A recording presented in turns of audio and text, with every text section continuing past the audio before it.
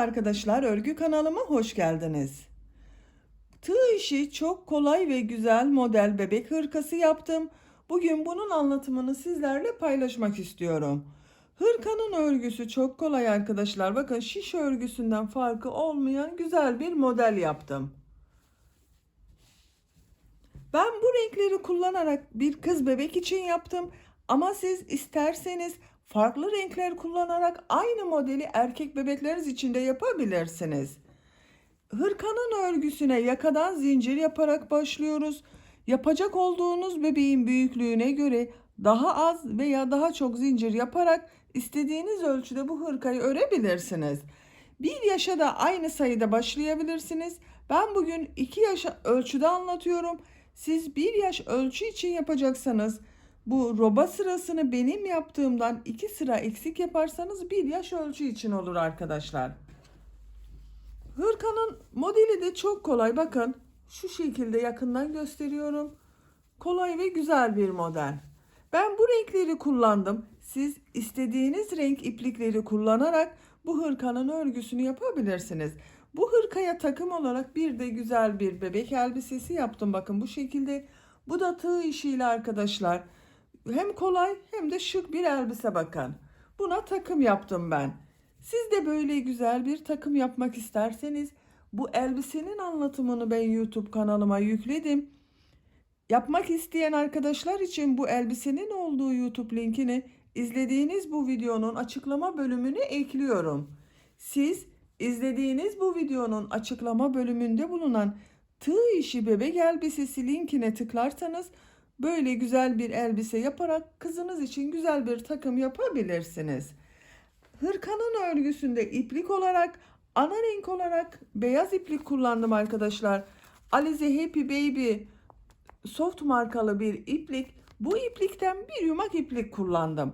Diğer iplikleri, elimde olan iplikleri değerlendirmek için yaptım. Ben bu şekilde bugün 4 renkli yaptım. Siz isterseniz daha çok renkli yapabilirsiniz. Tek renk yapabilirsiniz. 2 renkli yapabilirsiniz. İstediğiniz renklerle yapabilirsiniz. Diğer renkler olarak da gri renk, böyle tatlı bir pembe rengim var. Bir de bu şekilde sarı renk kullandım. Dediğim gibi siz bunu istediğiniz marka iplik ve renkleri kullanarak örebilirsiniz arkadaşlar. Tığ olarak da elimin sıklığına, kullandığım ipliklerin kalınlığına uygun olarak 3 milimetrelik tığ kullandım. 5 numara 3 milimetre tığ arkadaşlar. Siz elinizin sıklığına daha küçük numaralı tığ da kullanabilirsiniz. Benim kullandığım tığdan daha küçük numara bir tığ kullanırsanız aynı sayıda yaptığınız zaman yaptığınız hırka bir beden küçük olacaktır. 1 yaş için olacaktır. 3,5 milimetrelik tığ kullanırsanız da 4 yaş için ölçü olur arkadaşlar. Yakasına ben bu şekilde 3 tane düğme yaptım bakın. Düğme biritleri yaptım. Bu ön pata yapıyoruz düğme biritlerini. Düğme biritlerini örgüyü bitirdikten sonra yapıyoruz arkadaşlar. Karşısına 3 tane düğme diktim. Siz isterseniz tamamını düğmeli yapabilirsiniz. Örgünün ters tarafının görüntüsü bu şekilde. Bakın arka görüntüsü de böyle arkadaşlar.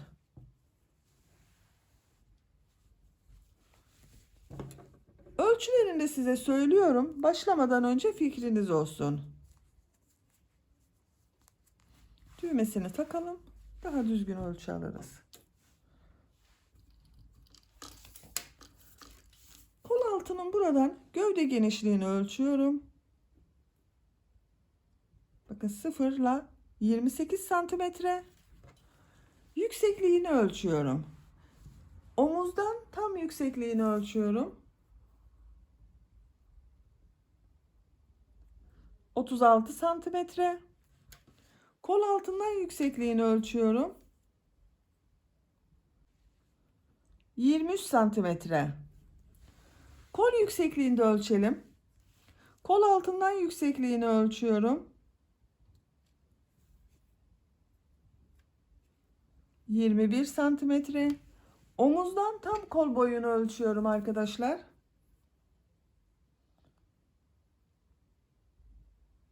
33 santimetre. Bu ölçüde 2 yaş bebek için güzel bir ölçü oldu. Siz bu hırkayı farklı ölçülerde yapmak istiyorsanız Bebekler için olan standart bebek ölçü tablosunu ben hazırladım. Bu videonun açıklama bölümüne o tabloyu ekliyorum. Siz o tabloya göre roba yüksekliğini, gövde genişliğini, yükseklikleri ayarlayarak istediğiniz ölçüde bu hırkanın örgüsünü yapabilirsiniz. Hazırsanız hep birlikte bu güzel hırkanın örgüsüne başlayalım.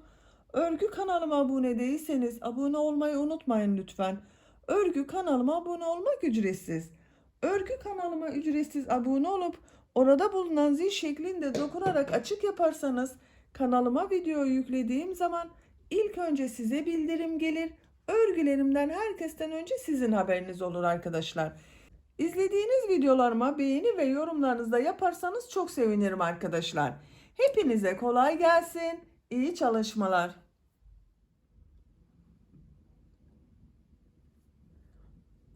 Örgüye yakadan zincir yaparak başlıyoruz. Zincir yapabilmek için ilk ilmeği ben bu şekilde yapıyorum. Size nasıl kolay geliyorsa ilk ilmeği öyle yapabilirsiniz. Ve zincirleri yapmaya başlıyorum. Çok sıkı zincirler yapmayalım arkadaşlar. Bu zincirler üzerine bir sonraki sırada trabzanlar yapacağız. 80 zincir yapıyorum.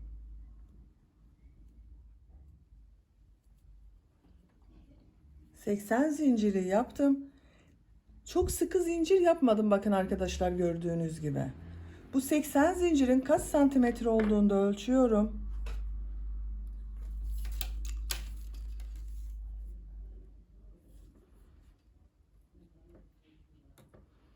Ölçtüğüm zaman 32 santimetre uzunluk var. Benim yapacağım ölçü için yeterli. 3 zincirde dönüş için yapıyorum. 1, 2, 3. Tığın üzerine iplik alıyorum. 1, 2, 3 ilmek atlıyorum. Dördüncü ilmek içine trabzan yapıyorum. Ön bölüm için 11 trabzan yapıyorum. Bu 3 ilmek atladığımda bir trabzan. 1, 2, 3, 4, 5, 6, 7, 8, 9, 10, 11. 1, 2, 3, 4, 5, 6, 7, 8, 9, 10, 11 trabzanı yaptım. 2 zincir yapıyorum. Yanında bulunan bakın ilmek içine aynı ilmeği değil. Yanında bulunan ilmek içerisine kol bölümü için ilk trabzanı yapıyorum. Kol bölümüne 18 trabzan yapacağız. 1, 2,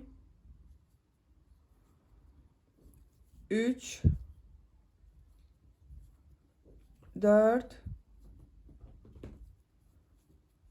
5, 6, 7, 8,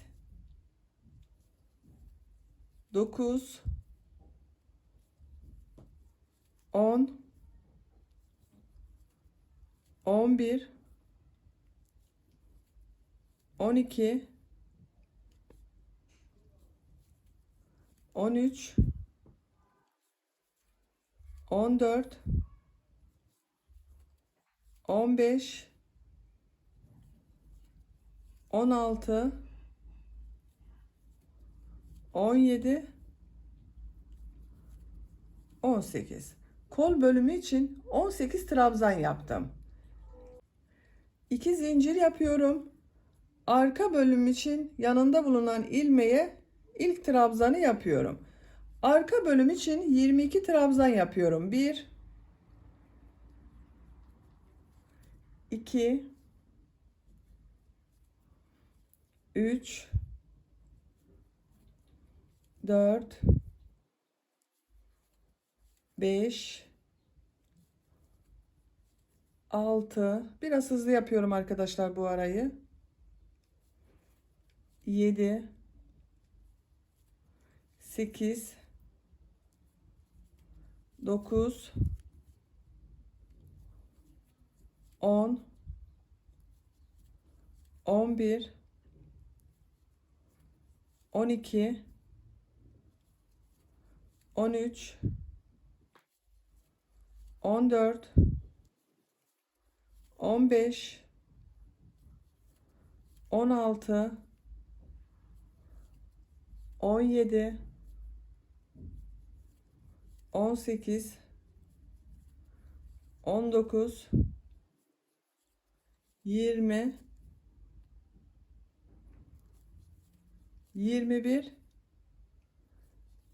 22. Arka bölüm için 22 trabzan yaptım. 2 zincir yapıyorum.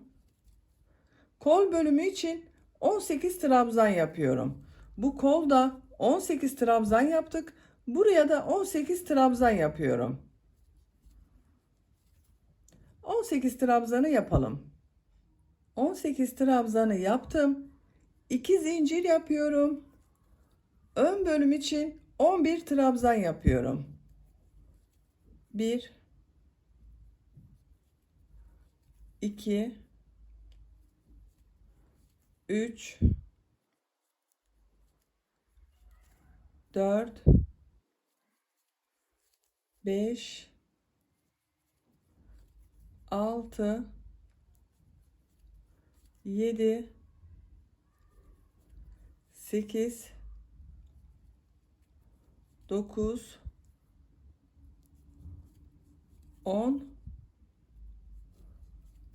11. 11 trabzanı yaptım. Yakanın ayrımlarında yaptık bu sırada arkadaşlar. Bu sırada ön bölümler için 11 trabzan, kol bölümleri için 18 trabzan, arka bölüm için de 22 trabzan yaptık. İkinci sıradayız. İkinci sırada bu iki zincir yaptığımız yerlerde bir trabzan, iki zincir, bir trabzan şeklinde arttırmalar yapacağız.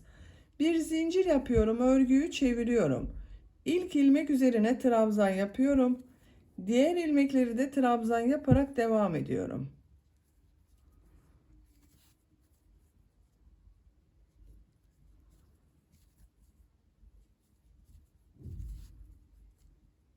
Her ilmek üzerine bir trabzan yapıyoruz.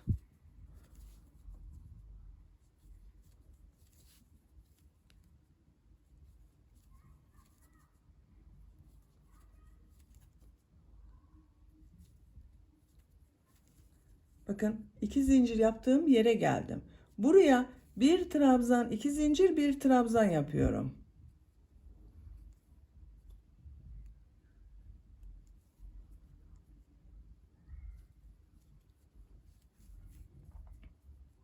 Bir trabzan, iki zincir, bir trabzan şeklinde arttırmayı yaptık.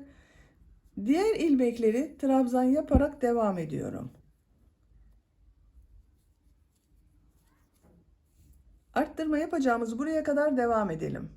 Arttırma yapacağımız yere kadar trabzanları yaptım. Bu arttırma yerine de bir trabzan, iki zincir, bir trabzan yapıyorum.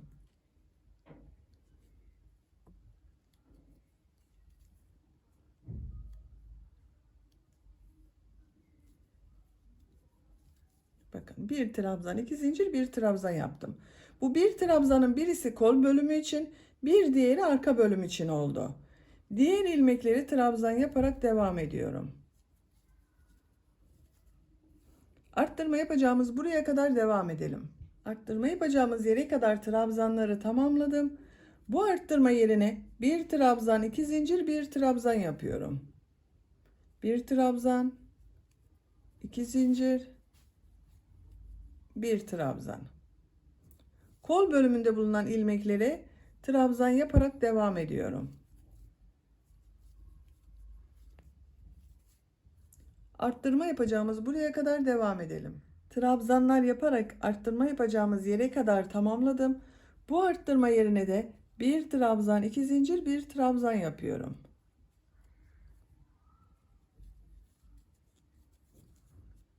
Ön bölümde bulunan ilmekler üzerine trabzan yaparak devam ediyorum. Sıra sonuna kadar devam edelim. Sıra sonuna kadar trabzanları yaptım. Burada bakın bir ilmek kaldı arkadaşlar. Trabzan sırasına başladığımda 3 ilmek atlayarak bir trabzan yapmıştım. Bunun son ilmeğin üzerine bir trabzan yapıyorum. Burada 11 trabzan vardı. Burada 2, 4, 6, 8, 10, 12 oldu. Bir arttırma yaptık burada. 12 trabzan oldu. Bu 4 noktadan bir trabzan, 2 zincir, bir trabzan şeklinde arttırmalar yaptık. Robanın arttırmaları arkadaşlar ön bölümlerde her sırada bir trabzan artacak. Kol ve arka bölümlerde bakın 2 yerde arttırma yaptığımız için ikişer tane trabzan fazla olacak. 2 sıra olarak yaptım.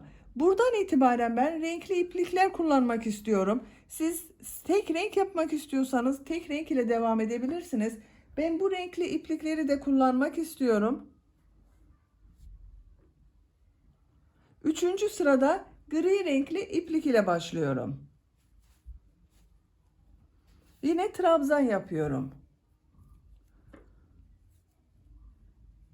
İlmeğimin rengini bakın şu şekilde içinden geçirerek gri renk yaptım. Bir zincir yapıyorum. Örgüyü çeviriyorum. Bu bağladığım bakın ipliği de içeride tutuyorum. İlk ilmek içine trabzan yapıyorum.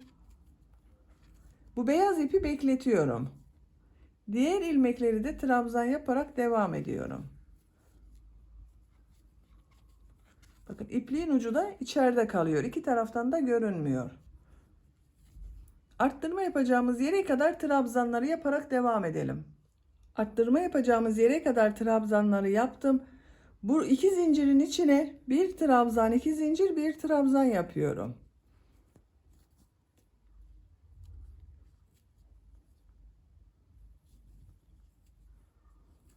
Bir trabzan, iki zincir, bir trabzan yaptım. Diğer ilmekleri trabzan yaparak devam ediyorum. Bu şekilde arkadaşlar. İlmekler üzerine trabzanları yapalım. Arttırma yerlerinde de bir trabzan, iki zincir, bir trabzan arttırması yapalım. Sıra sonuna kadar devam edelim. Sıra sonuna kadar tamamladım. Her ilmek üzerine birer defa trabzan yaptım. Bu arttırma yerlerinde de bir trabzan, iki zincir, bir trabzan yaptım bakın. İpliği burada kesiyorum arkadaşlar.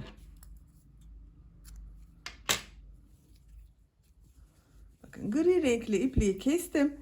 Beyaz renkli ipliği burada bekletiyordum. Bu ipliği üste alıyorum. Bakın. Bu gri renk ile trabzan başladığım ilmekten beyaz renk ile bir ilmek yapıyorum. Bir zincir yaptım. Tığın üzerine iplik alıyorum. Bu ilk ilmek içine bir trabzan yapıyorum. Bakın. Beyaz ile devam ediyorum. Diğer ilmekleri de trabzan yapıyorum.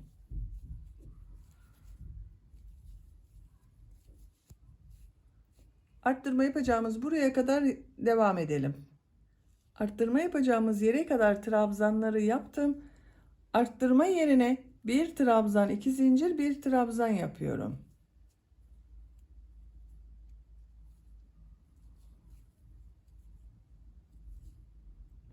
Diğer ilmekleri trabzan yapıyorum.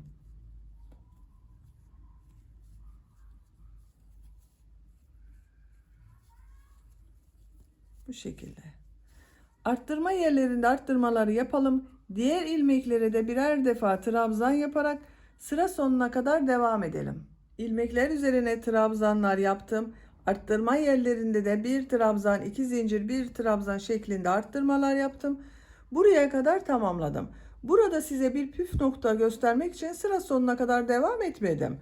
Bakın, gri renkli ipliği kestiğimiz bir iplik ucu vardı. Bunu şu şekilde sıra sonuna birkaç ilmek kaldığı zaman arada tutuyorum. Trabzanları yapmaya devam ediyorum. Arada kalıyor arkadaşlar.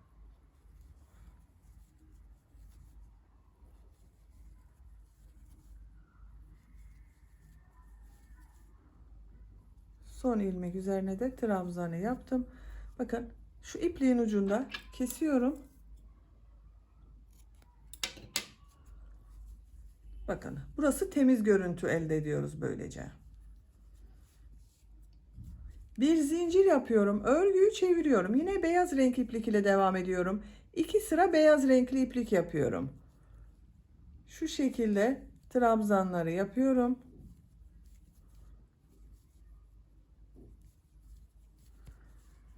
Trabzanların üzerine trabzan yapalım. Arttırma yerlerinde de bir trabzan, 2 zincir, bir trabzan şeklinde arttırmalar yapalım. Sıra sonuna kadar tamamlayalım. Beyaz renk iplik ile 2 sıra trabzan sırasını tamamladım. Görüntüsüne tekrar bakalım arkadaşlar. Bakın bu şekilde oluyor.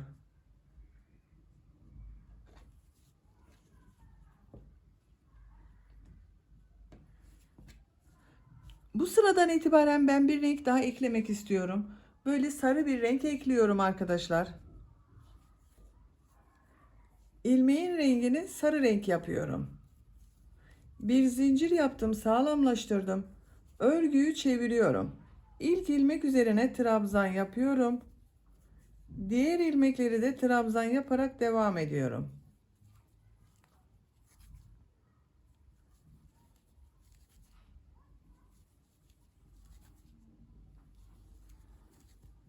Bu şekilde. Bu renk ile sıra sonuna kadar devam edelim. Bu arttırma yerlerinde de arttırma yapmayı unutmayalım. Sıra sonunda ipliği keselim. Buradan beyaz renk ipliği üste çıkaralım arkadaşlar. Bakın şu şekilde. Beyaz renk iplik ile bu döngüye devam edelim. İstediğiniz kadar sıra yapabilirsiniz. Yapacak olduğunuz bebeğin büyüklüğüne göre bunu 10, 11, 9 sıra istediğiniz kadar yapabilirsiniz arkadaşlar. İstediğiniz renkler ile istediğiniz sıralamayı yaparak robanın örgüsünü bu 4 noktadan arttırmalar yaparak tamamlayalım. Robanın örgüsünü bu renk sıralaması ile 12 sıra olarak tamamladım arkadaşlar. Sayıyorum. 1, 2, 3, 4, 5, 6, 7, 8, 9, 10, 11, 12. Son sırada bu renk ile bakın bir sıra trabzan sırası yaptım. Santimetre olarak ölçüyorum. Ölçtüğüm zaman 10 santimetre yükseklik var. Benim yapacağım ölçü için bu 10 santimetrelik yükseklik yeterli. Şu şekilde de katlıyorum bakın. 13. sıradayız. 13. sıradan itibaren kolları gövde bölümünden ayıracağız. Ön ve arka bölümü birleştireceğiz. Tek parça olarak gövdenin örgüsüne devam edeceğiz. Pembe renk ipliği burada kesiyorum.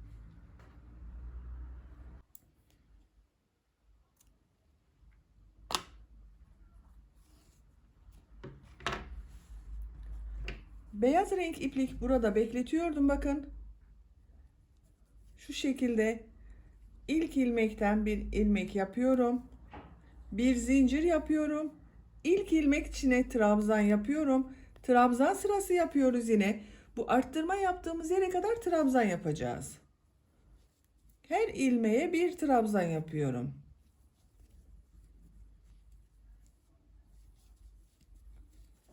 Buraya kadar devam edelim. Buraya kadar trabzanları yaptım. Arttırma yerine ön bölüm için 2 trabzan yapıyorum. 1 2 3 zincir yapıyorum. 1 2 3. Bu zincirleri çok sıkı yapmayalım arkadaşlar. Tığın üzerine iplik alıyorum. Kol bölümünde bulunan bütün ilmekleri atlıyorum. Kol ile arka bölümü ayıran bu arttırma yerine arka bölüm için 2 trabzan yapıyorum. 1 2. Diğer ilmeklere trabzan yaparak devam ediyorum.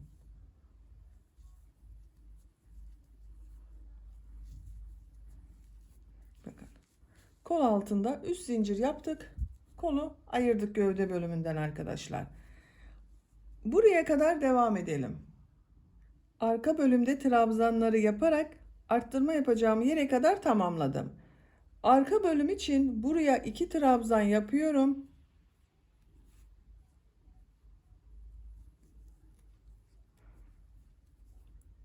3 zincir yapıyorum. Kolda bulunan bütün ilmekleri atlıyorum. Ön bölüm için buraya 2 trabzan yapıyorum. 1 2. Diğer ilmeklere trabzan yaparak devam ediyorum. Sıra sonuna kadar devam edelim. Sıra sonuna kadar trabzanları tamamladım. Bu sırada bakın arkadaşlar, ön ve arka bölümü birleştirdik. Kol bölümlerini gövde bölümünden ayırdık. Artık örgüye gövdenin örgüsüyle devam edeceğiz. Bir zincir yapıyorum, örgüyü çeviriyorum. Bir sıra yine trabzan sırası yapacağız. İlk ilmek üzerine trabzan yapıyorum. Diğer ilmekleri de trabzan yaparak devam ediyorum. Kol altına kadar devam edelim. Kol altını yapacağım yere kadar trabzanları tamamladım. Burada bakın kol altı için 3 zincir yaptım. Bu her zincir içine 2 trabzan yapıyorum. İlk zincirin içine 2 trabzan yapıyorum.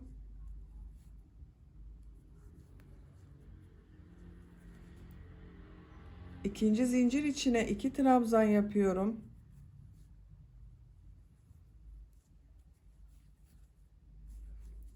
Üçüncü zincir içine de 2 trabzan yapıyorum.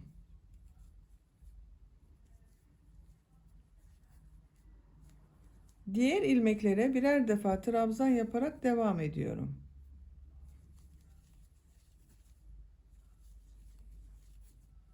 Bakın. 3 zincir üzerine ikişer defa trabzan yaptım. 6 trabzan oldu burada. Diğer kol altına kadar devam edelim. Diğer kol altına kadar trabzanları yaptım. Burada bulunan 3 zincir üzerine de her zincire 2 trabzan yapıyorum.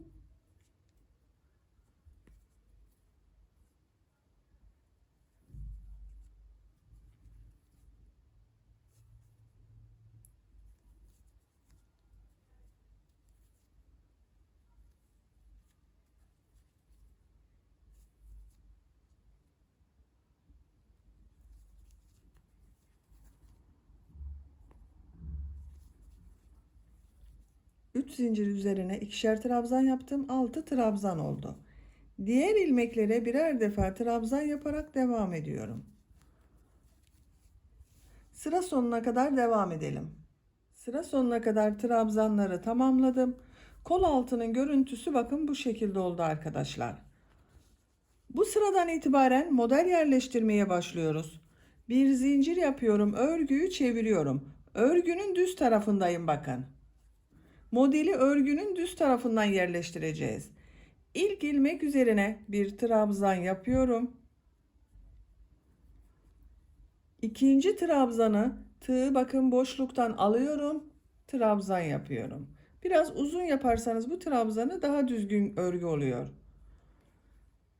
Bu trabzanın üzerine trabzan yapıyorum. Bu trabzanı bakın boşluktan alarak trabzan yapıyorum. Üzerine trabzan yapıyorum. Boşluktan alarak trabzan yapıyorum. Uzatarak yapıyorum bakın, bu boşluktan alarak yaptığım trabzanı biraz uzatıyorum.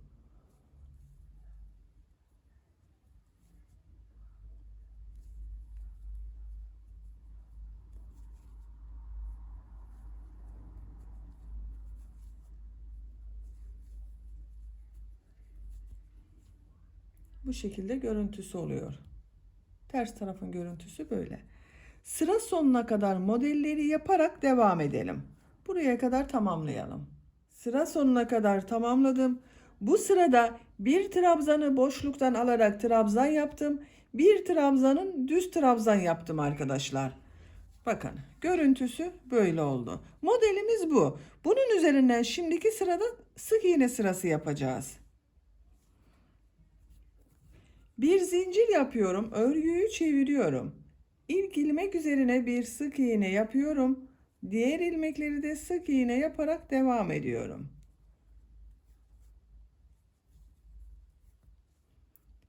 Sıra sonuna kadar devam edelim. Sık iğneler yaparak sıra sonuna kadar tamamladım. Görüntüsü böyle bakın. Bir zincir yapıyorum. Örgüyü çeviriyorum. Bu sırada burada yaptığımız trabzan sırasını yapacağız. İlk ilmek üzerine bir trabzan yapıyorum. İkinci ilmek üzerine de trabzan yapıyorum. Bu boşluktan alarak yaptığımız trabzanı bakın burada düz yaptığım trabzanı boşluktan alarak trabzan yapıyorum. Boşluktan alarak yaptığım trabzanın üzerine trabzan yapıyorum. Bakın bunu boşluktan alarak yaptım. Üzerine bir trabzan yaptım. Düz yaptığım trabzanı boşluktan alıyorum. Trabzan yapıyorum. Trabzanın üzerine trabzan yapıyorum. Boşluktan alarak trabzan yapıyorum. Bakın bu boşluktan alarak yaptığım trabzanın üzerine trabzan yapıyorum. Düz yaptığım burada bulunan trabzanı boşluktan alıyorum. Trabzan yapıyorum.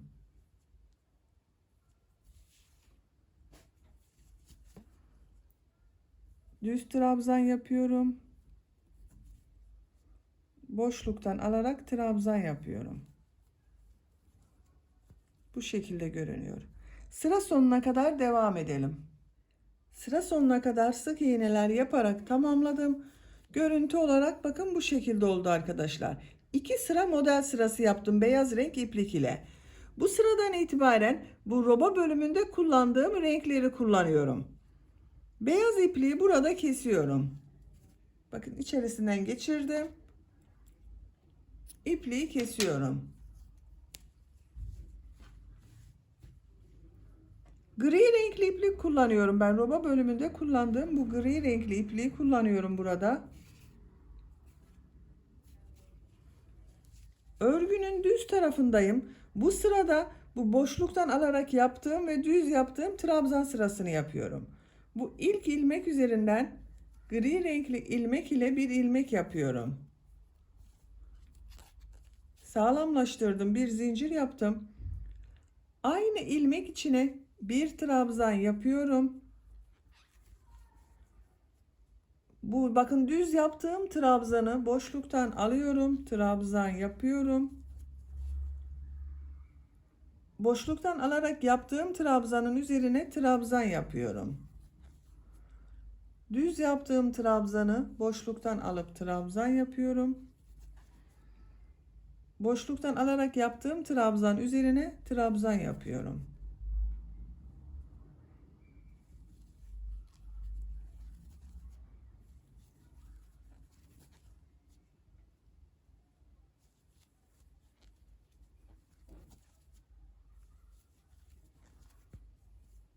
Sıra sonuna kadar devam edelim. Trabzan sırasını sıra sonuna kadar tamamladım. Bir zincir yapıyorum, örgüyü çeviriyorum. Sık iğne sırası yapıyoruz yine. Bakın her ilmeğe bir sık iğne yapıyorum.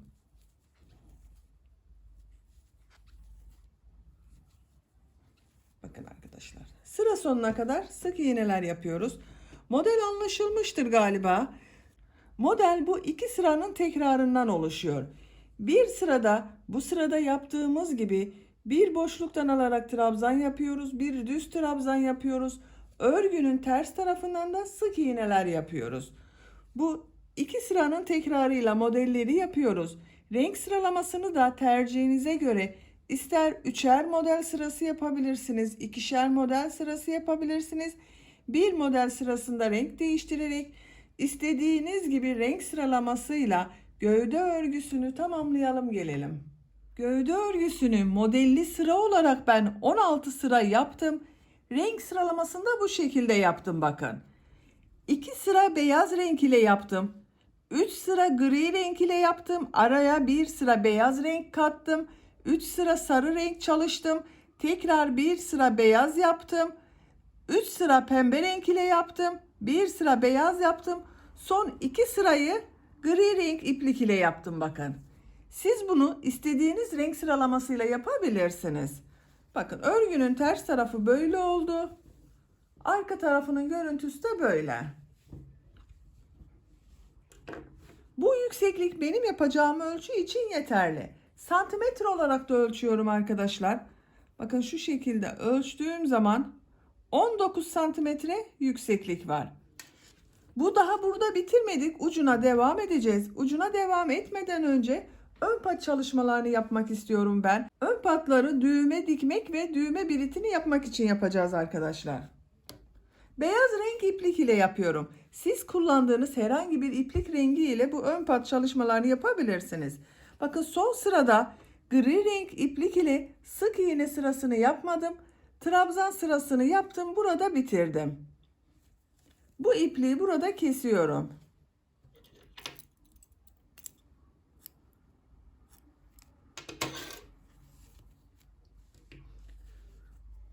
Bu ilmeğin bakın buradan ön patın etek ucundan başlıyorum. Bu ön patın buradan başlıyorum.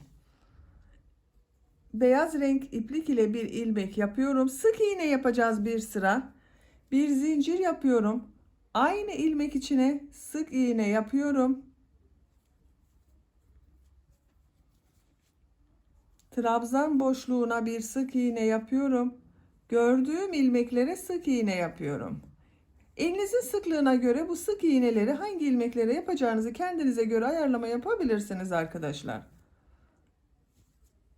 Bakın gördüğüm ilmekler üzerine sık iğneler yapıyorum. İpliklerin ucunda sık iğnenin arasında tutuyorum.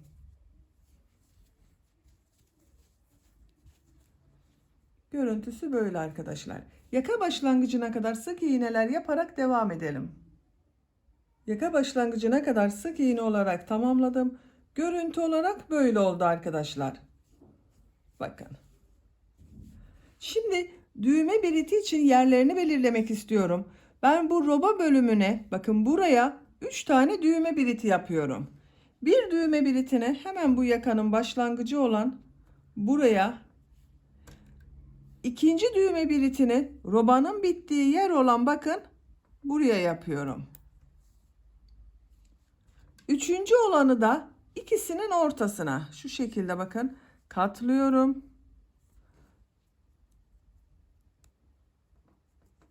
Burası da üçüncü düğme biriti için güzel olacak. Siz isterseniz tamamını düğmeli yapabilirsiniz. Bu sık iğne aralıklarını sayarak istediğiniz kadar 5-6 düğmede yapabilirsiniz arkadaşlar. Bir zincir yapıyorum. Örgüyü çeviriyorum. İlk ilmek üzerine sık iğne yapıyorum. Düğme biriti için bakın ilk düğme biriti için 2 zincir yapıyorum. 2 ilmek atlıyorum. Üçüncü ilmeğe sık iğne yapıyorum. Diğer düğme biriti yapacağım yere kadar sık iğne yapıyorum. Kaç sık iğne yaptığımı sayıyorum. 1 2 3 4 5 6 7 8 sık iğne yaptım bakın düğme biritinden sonra. İkinci düğme biriti için 2 zincir yapıyorum. 2 ilmek atlıyorum. Üçüncü ilmeğe sık iğne yapıyorum. Bu iki düğme biriti arasına ben 8 sık iğne yaptım. Bu 2 ile 3. düğme biriti arasına da 8 sık iğne yapıyorum. Siz kaç sık iğne yaptıysanız bu ikisi arasında da aynı sayıda olacak arkadaşlar. 1 2 3 4 5 6 7 8. Bakın. Bu düğme biritinden sonra da 8 sık iğneyi yaptım. Üçüncü düğme biriti için 2 zincir yapıyorum. 2 ilmek atlıyorum. Üçüncü ilmeğe sık iğne yapıyorum.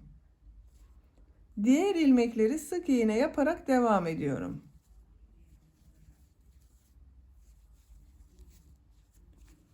Bakın roba bölümüne 1 2 3 düğme biritini yaptık. Sıra sonuna kadar sık iğne yaparak devam edelim. Düğme biritlerinden sonra sık iğneler yaparak uç noktaya kadar tamamladım. Bir zincir yapıyorum. Örgüyü çeviriyorum. Bakın görüntüsü böyle oldu arkadaşlar. Bir sıra yarım trabzan yapıyorum bu sık iğneler üzerine. Bakın tığın üzerine iplik alıyorum. ilmeğe tığ taktım, ilmek aldım, ilmek alıyorum, bir defa da çekiyorum. Yarım trabzanlar yapıyoruz.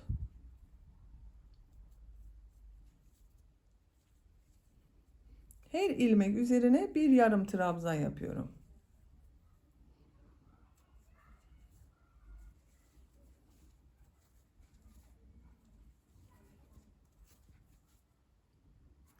Yarım trabzan sırası yaparak sıra sonuna kadar devam edelim. Yarım trabzanlar yaparak bakın bu düğme birit yaptığım yere kadar tamamladım. Sıra sonuna kadar demiştim arkadaşlar. Burayı da size göstermek istedim. Bakın bu iki zincir yaptığım yer vardı. Bunun üzerine iki yarım trabzan yapıyorum. Diğer ilmeklere yarım trabzan yaparak devam ediyorum.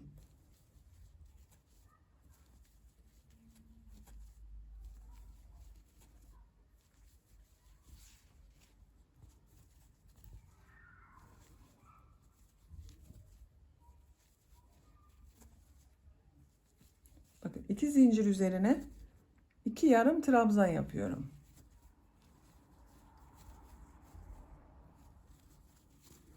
Bu iki zincir üzerine de iki yarım trabzan yapalım. Sıra sonuna kadar tamamlayalım. Yarım trabzanlar yaparak sıra sonuna kadar tamamladım. Bakın düğme biritleri daha belirgin oldu. Bunları artık çıkarabiliriz. Bakın arkadaşlar. Bu ön patı tamamladık. Diğer ön patı yapacağız. Bakın. Diğer ön patta da burada yaptığımız gibi iki sıra sık iğne, bir sırada yarım trabzan yapacağız. Oraya geçmek için boynun çevresinde bir sıra sık iğne yapıyorum. Bakın en son yarım trabzanı yaptım. Aynı ilmeğe sık iğne yapıyorum. Gördüğüm diğer ilmeklere de sık iğne yaparak devam ediyorum. Her ilmeğe bir sık iğne yapıyorum.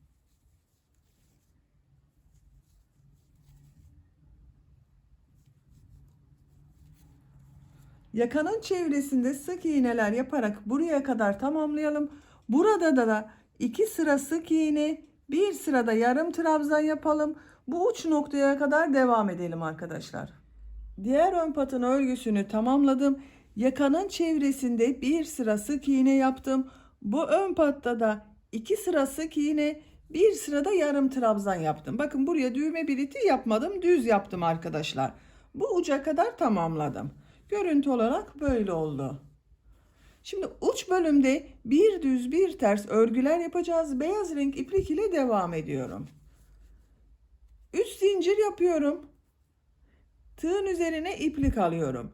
Bakın bu ilk burada bulunan bir ilmek var. Sık iğne yaptığımız. Bunu düz taraftan boşluktan alıp trabzan yapıyorum.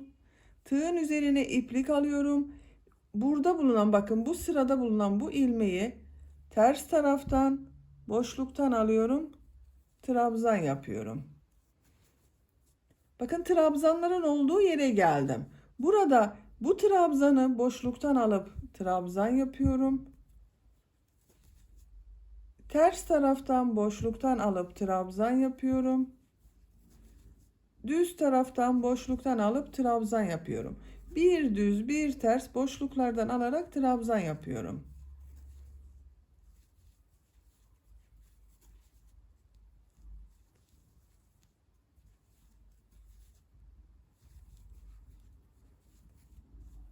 Görüntü olarak böyle oldu. Bakın ters tarafının görüntüsü böyle. Sıra sonuna kadar devam edelim. Bu sırada trabzanları bir düz bir ters boşluklardan aldım. Trabzan yaptım. Ön patım buraya kadar tamamladım. Ön patta da bir düz bir ters boşluktan alarak trabzan yapıyoruz. Bakın bu ilmeği boşluktan alıyorum. Düz trabzan yapıyorum. Ters taraftan boşluktan alıyorum. Trabzan yapıyorum. Düz taraftan boşluktan alıyorum. Trabzan yapıyorum. Son ilmek üzerine de bakın tığın üzerine iplik alıyorum. Bir trabzan yapıyorum. İlk sırayı böylece tamamlamış olduk arkadaşlar. Bakın görüntü olarak böyle oldu. İkinci sıradayız. 3 zincir yapıyorum. Örgüyü çeviriyorum. Bu sırada Yaptığımız bu trabzanları nasıl görüyorsan o şekilde boşluktan alarak trabzan yapıyorum. İlk trabzan ters tarafta görünüyor. Ters taraftan boşluktan alıyorum, trabzan yapıyorum. Düz tarafta görünüyor. Düz taraftan boşluktan alıyorum, trabzan yapıyorum. Ters taraftan boşluktan alıyorum, trabzan yapıyorum. Nasıl görüyorsam o şekilde boşluktan alarak trabzan yapıyorum. Sıra sonuna kadar devam edelim. Bu sırada trabzanları nasıl görüyorsam o şekilde boşluktan aldım, trabzan yaptım. Sıra sonuna kadar tamamladım. Sıra sonunda bakın bir trabzan kaldı. Tığın üzerine iplik alıyorum. Bakın üst zincir yaparak burada bir trabzan yapmıştım. Boşluğa tığı takıyorum, trabzan yapıyorum. İkinci sırayı tamamladık. Bakın düz tarafının görüntüsü böyle arkadaşlar. Bir sıra daha nasıl görüyorsan o şekilde boşluktan alarak trabzan yapacağız. 3 zincir yapıyorum. Örgüyü çeviriyorum. Trabzanları nasıl görüyorsam o şekilde boşluktan alarak trabzan yapıyorum. Düz tarafta görünüyor. Düz taraftan boşluktan alıyorum, trabzan yapıyorum. Ters tarafta görünüyor. Ters taraftan boşluktan alarak trabzan yapıyorum.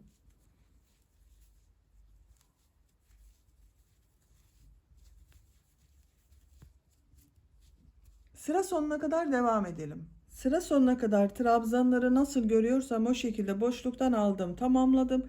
İpliği burada kesiyorum. Gövde örgüsünde böylece tamamlamış olduk arkadaşlar. Buraya bakın, beyaz renk iplik ile 1, 2, 3 sıra bir düz bir ters örgüler yaptım. Görüntüsüne bakalım. Bu şekilde oldu.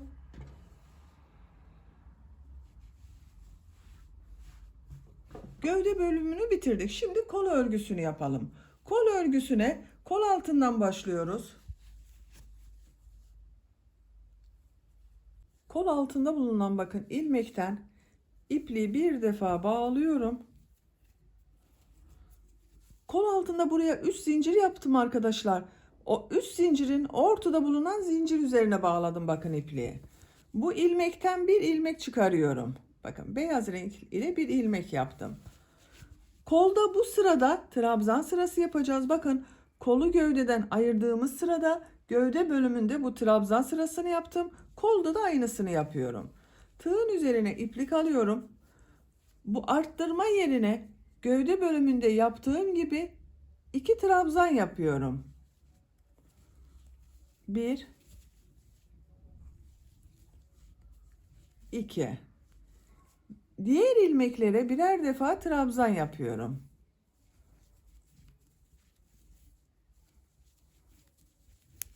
Bakın arkadaşlar, burasının görüntüsü böyle. Buranın devamı gibi oldu. Sıra sonuna kadar devam edelim. Kol çevresinde trabzanlar yaparak bakın buraya kadar geldim. Bu arttırma yerine de 2 trabzan yapıyorum. 1 2. Bu son ilmek ile kol altında yaptığım bu ilmeği ilmek kaydırma yaparak sırayı birleştiriyorum. Bakın burayı da birleştirdik. Bu şekilde oldu arkadaşlar. Kolun örgüsüne bakalım. Bakın görüntüsü böyle oldu. Bir sıra trabzan sırası yaptık. 2 zincir yapıyorum. Bir sıra daha trabzan sırası yapacağız. Bakın gövde bölümünde de aynısını yaptım. 2 sıra trabzan sırası yaptım. 3. sıradan itibaren modellere başladım. İlk ilmek üzerine trabzan yapıyorum.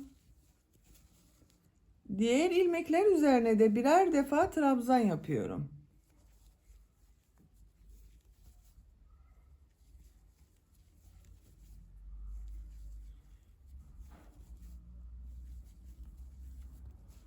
Bu şekilde. Trabzan sırası yaparak sıra sonuna kadar devam edelim. İlmekler üzerine trabzanlar yaparak sıra sonuna kadar tamamladım. Son ilmek ile sıra başında yaptığım bakın bu ilmeği ilmek kaydırma yaparak sırayı birleştiriyorum. Birleştirdik. Bakın görüntüsü böyle oldu arkadaşlar. 2 sıra trabzan sırası yaptık. Şimdi model sırasını yapıyoruz. Model sırasında bir trabzanı boşluktan alıp trabzan yapıyoruz. Bir trabzanın üzerine bir trabzan yapıyoruz. 2 zincir yapıyorum. Bu ilk gördüğüm trabzanı boşluktan alıyorum, trabzan yapıyorum. Trabzanın üzerine trabzan yapıyorum. Boşluktan alıyorum, trabzan yapıyorum. Trabzan üzerine bir trabzan yapıyorum. Boşluktan alarak trabzan yapıyorum. Trabzan yapıyorum. Boşluktan alarak trabzan yapıyorum.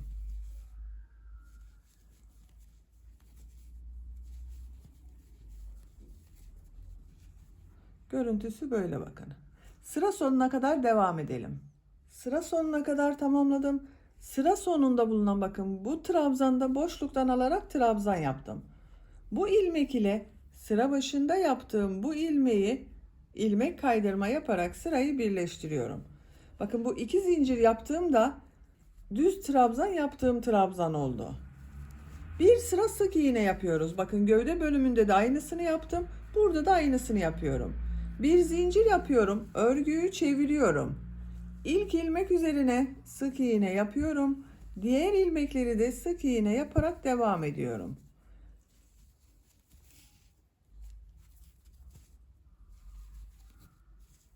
Sıra sonuna kadar devam edelim. Sık iğne yaparak sıra sonuna kadar tamamladım. Son ilmek ile sıra başında yaptığım bu ilmeği ilmek kaydırma yaparak sırayı birleştiriyorum. Bakın arkadaşlar, bir sıra sık iğne yaptık. 2 zincir yapıyorum. Örgüyü çeviriyorum. Örgüye bakıyorum nasıl oldu. Bu sırada bu düz yaptığımız trabzanları boşluktan alıp trabzan yapacağız. Boşluktan alarak yaptığımız trabzanların üzerinde bulunan ilmeğe düz trabzan yapacağız. Bakın bu 2 zincir yaparak oluşturduğum trabzan var. Bunu boşluktan alıyorum. Trabzan yapıyorum. Boşluktan aldığım trabzanın üzerine düz trabzan yapıyorum. Boşluktan alıyorum, trabzan yapıyorum. Bakın bu boşluktan alarak yaptığım trabzanın üzerine düz trabzan yapıyorum. Düz trabzanı boşluktan alıyorum, trabzan yapıyorum. Gövdedekinin aynısı arkadaşlar.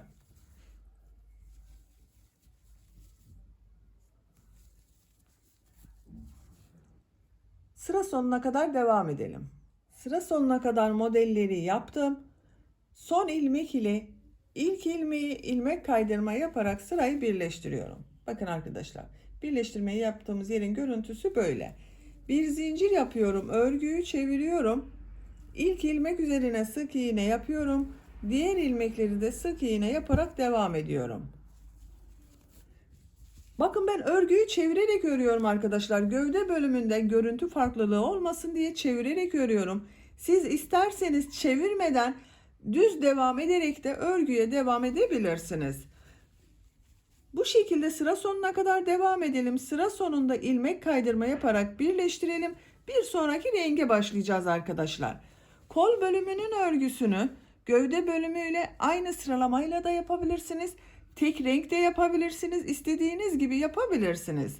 Kolun örgüsünü bu iki sıranın tekrarıyla bir sırada bu trabzan sırasını yapıyoruz. Bir sırada sık iğne yapıyoruz. Renk sıralamasında dediğim gibi tercihinize göre kolun örgüsünü tamamlayalım. Diğer kolun örgüsünde bu kolu başladığımız gibi başlayalım. İki kolun örgüsünü bitirelim gelelim. Kolun örgüsünü gövdenin örgüsüyle yaptığım renk sıralamasıyla tamamladım. Bakın ben bir kolu tamamladım arkadaşlar. Aynı renk sıralamasıyla aynı sayıda yaptım. Kol ucuna da bileklik bölümüne bu şekilde bir düz bir ters örgüler yaptım. Topladı bakın kol ucu. İki kolun örgüsü aynı oldu. Bu sıradan itibaren en son sırada bakın gri renk iplik ile trabzan sırası yaptığım sırayı yaptım. Sık iğne sırasını yapmadım. Beyaz renk iplik ile devam ediyorum buradan itibaren. 2 zincir yapıyorum. Bu ilk gördüğüm bakın bu trabzanı düz taraftan boşluktan alıyorum, trabzan yapıyorum. Ters taraftan boşluktan alıyorum, trabzan yapıyorum. Düz taraftan boşluktan alıp trabzan yapıyorum. Bir düz bir ters boşluktan alarak trabzan yapıyoruz. Bu sırayı yaparken biraz toplasın diye kesmeler de yapmak istiyorum. Bakın arada 3-4 trabzan ara ile bir kesme yaptım. Örgünün ters tarafından alırken bu iki trabzanı birlikte alıyorum. Trabzan yapıyorum. Düz taraftan boşluktan alıp trabzan yapıyorum. Ters taraftan boşluktan alıyorum, trabzan yapıyorum. Düz taraftan boşluktan alıyorum, trabzan yapıyorum. 3 trabzanı yaptım bakın. Bunları 2 trabzanı birlikte alıyorum. Trabzan yapıyorum. Düz taraftan boşluktan alıyorum, trabzan. Ters taraftan boşluktan alıyorum, trabzan. Düz taraftan boşluktan alıyorum, trabzan yapıyorum. Bakın iki trabzanı ters taraftan yaparken boşluktan alıyorum, trabzan yapıyorum. Bu kesme sırası arkadaşlar kaç ilmek arayla keseceğiniz tercihinize göre değişecektir. İsterseniz hiç kesme yapmadan aynı sayı ile bir düz bir ters örgüde yapabilirsiniz. 4 trabzandan sonra bir kesme yapabilirsiniz. 2 trabzandan sonra bir kesme yapabilirsiniz. Bileklik bölümünün darlığını ne kadar istiyorsanız o kadar kesme yapabilirsiniz. Sıra sonuna kadar devam edelim. Bu sırada trabzanları bir düz bir ters boşluktan alıp trabzan yaptım. Sıra sonuna kadar tamamladım. En son trabzanda bakın düz taraftan boşluktan alarak trabzan yaptım. Bu ilmek ile ilk yaptığım bu ilmeği ilmek kaydırma yaparak sırayı birleştiriyorum. Bu iki zincir yaptığımda ters tarafta görünen trabzan oldu bakın. Şöyle bakalım şeklini arkadaşlar. Bu sırada bu bir düz bir ters örgüleri yaparken kesmeler de yaptık. İki trabzanı birlikte yaparak kesmeler yaptık. İki zincir yapıyorum. Trabzanları nasıl görüyorsam o şekilde boşluktan alarak trabzan yapıyorum. Düz tarafta görüyorum. Düz taraftan boşluktan alıyorum. Trabzan yapıyorum. Ters tarafta görüyorum. Ters taraftan boşluktan alarak trabzan yapıyorum.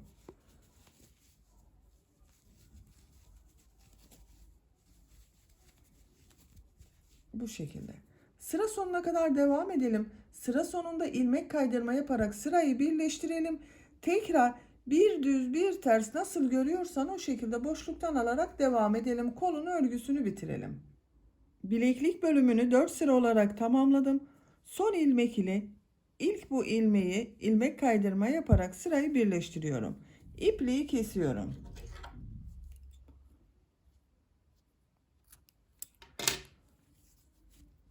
Kolun örgüsünü tamamen bitirdik bakın arkadaşlar.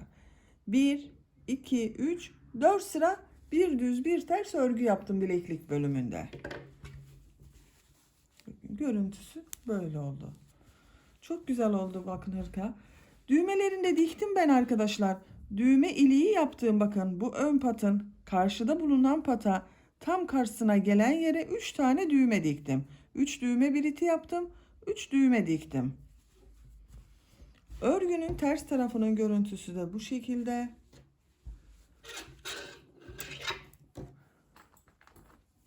Kolların görüntüsü bakın bu şekilde arkadaşlar. Birleşim yaptığımız yerlerin görüntüsü böyle bakın.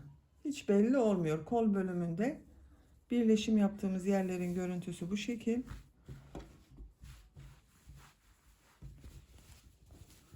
Arka görüntüsü de böyle bakın.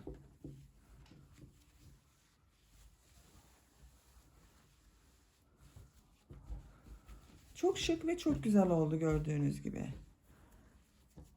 Düğmelerini şu şekilde takıyorum.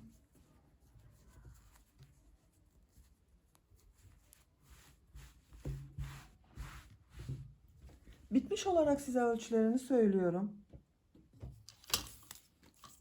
Kol altının buradan gövde genişliğini ölçüyorum. 28 santimetre. Yüksekliğini ölçüyorum. Kol altının buradan gövde yüksekliği 23 santimetre. Omuzdan tam yüksekliğini ölçüyorum.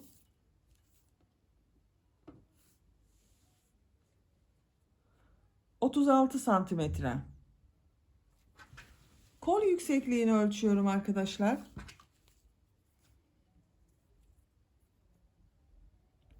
33 santimetre tam kol boyu var. Kol altından yüksekliğini ölçüyorum. 21 santimetrede kol altından yükseklik var. Bu ölçüde 2 yaş bebek için güzel bir ölçü oldu. Bebeğiniz çok kilolu olmazsa 4 yaşa 5 yaşa kadar kullanılabilir bir ölçüde arkadaşlar. Böylece bir örgü anlatımının da sonuna gelmiş oldum. Beni dinlediğiniz ve izlediğiniz için hepinize çok teşekkür ederim. Örgü kanalıma abone değilseniz abone olmayı unutmayın lütfen. Örgü kanalıma abone olmak ücretsiz. Örgü kanalıma ücretsiz abone olup orada bulunan zil şeklinde dokunarak açık yaparsanız kanalıma video yüklediğim zaman ilk önce size bildirim gelir. Örgülerimden herkesten önce sizin haberiniz olur. İzlediğiniz videolarıma beğeni ve yorumlarınızı da yaparsanız çok sevinirim arkadaşlar. Sizlerle yeni örgülerde görüşmek dileğiyle. Hoşça kalın, sevgiyle kalın.